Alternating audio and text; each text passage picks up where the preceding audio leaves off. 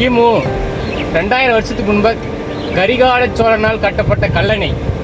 இங்கே தான் முதல்ல சாம்பிள் எடுத்திருக்காங்க. சாம்பிளாக வந்து கட்டப்பட்டிருக்கு. அது எப்படி இருக்குன்னு காட்டுறவாங்க.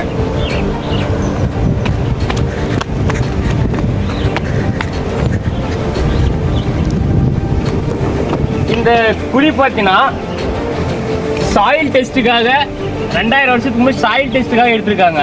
இந்த சாயில் டெஸ்ட்டுன்னு எடுத்து தான் நிரூபணமாகி இந்த கல்லணை வந்து கட்ட ஆரம்பிச்சிருக்காங்க. இன்னும் காட்டுறவாங்க.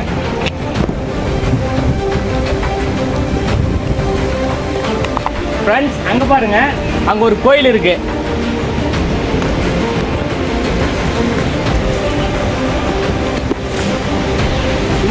இந்த கோயில் தான் பார்த்தீங்கன்னா ஆதித்ய கரிகால சோழன் இந்த டேம் ஆரம்பிக்கிறதுக்கு முன்னாடி பூஜை போட்ட இடம்.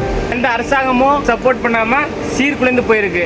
அது வந்து அரசாங்கத்திடம் வந்து ஒரு மனு கொடுத்துருக்கோம். அது கூடி விரைவில் வந்து சீரமைக்கப்படும். கிமு 200 வருஷத்துக்கு முன்பு கல் எப்படி கட்டியிருக்கான்னு பாருங்க.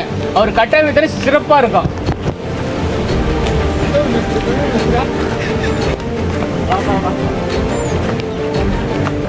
இந்த கல் பாருங்க எவ்வளவு தரமா இருக்கு.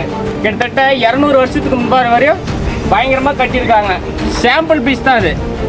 அணைக்கட்டி எப்படி கட்டியிருக்கான்னு பாருங்க வாங்க.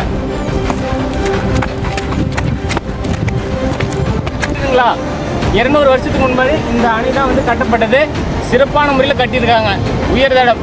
இந்த அணைக்கட்டு பார்த்தீங்கன்னா சுற்று வட்டாரத்தில் 25 கிராமங்களுக்கு நீர்ப்பாசன வசதியாக உதவியாக இருக்கு.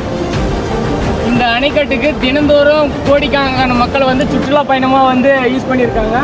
இப்போ மழை தாக்கத்தின் காரணமாக கொஞ்சம் பாதுகாப்பு படலை. இந்த அணைக்கட்டு பார்த்தீங்கன்னா 12 கதவுமா, 12 கதவு வந்து சிறப்பாக இருக்குது. இப்போ மழை தாக்கத்தின் அதிகமாக அணைகள் திறக்கப்பட்டு சிறப்பான முறையில் நீர்வீழ்ச்சி போயிட்டு இருக்கு. உள்ள வந்து பாருங்க. தண்ணி இந்த அணைக்கட்டு வந்து மழை தாக்கத்தின் காரணமாக அதிகப்படியான தண்ணி உபநீர் வந்து வெளியே இருக்குது. அது கிட்டத்தட்ட பார்த்தீங்கன்னா 150 அடிக்கு மேலே இருக்குது. அந்த அளவு கூட கொஞ்சம் செக் பண்ணி காட்டிடுவோம்.